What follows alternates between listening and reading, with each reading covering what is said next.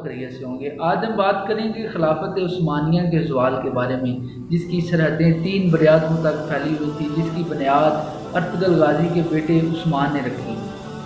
وہ کیا وجوہات تھی کہ خلافت دنیا کے نقشے سے ختم ہو گئی؟ بنیادی طور پر خلافت کے زوال کی 3 وجوہات ہیں۔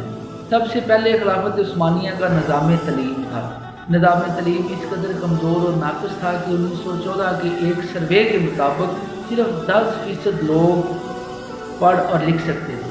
خلافت عثمانیہ کے صرف 10% لوگ پڑھے لکھے تھے، جس سے نظام تعلیم کی کارکردگی کا اندازہ بآسانی لگایا جا سکتا ہے۔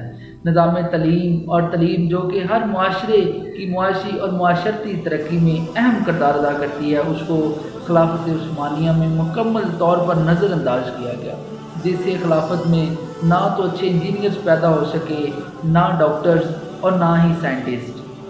خلافت کے زوال کی دوسری بڑی وجہ معاشیت تھی۔ خلافت عثمانیہ کی معاشیت کا دارالمدار صرف اور صرف زراعت پر تھا۔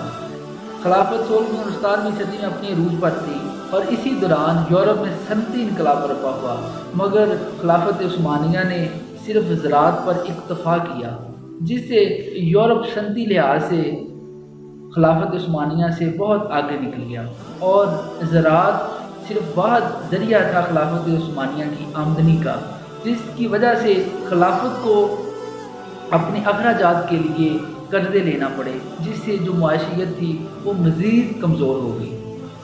اور اس کی جو تیسری وجہ ہے وہ ہے جنگ عظیم اول، کیونکہ جنگ عظیم اول میں شامل ہونا بالکل خلافت کا شامل ہونا بالکل ایسے ہی تھا جیسے کوئی شخص جو کہ وینٹیلیٹر پہ پڑا ہو اور اس کے منہ سے آکسیجن ماسک اتار دیا جائے۔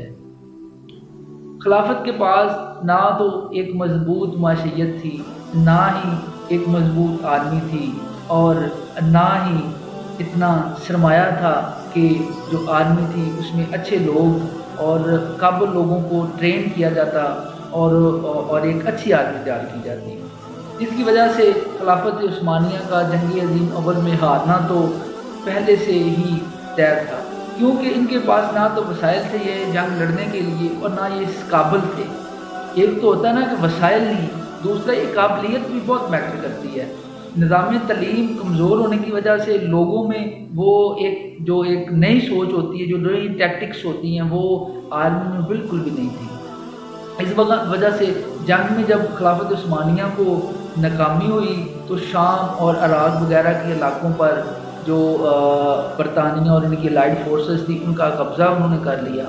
تو اس کے بعد خلافت جو تھی وہ حجاز اور جو موجودہ ترکی ہے اس تک سپڑ کے رہ گئی۔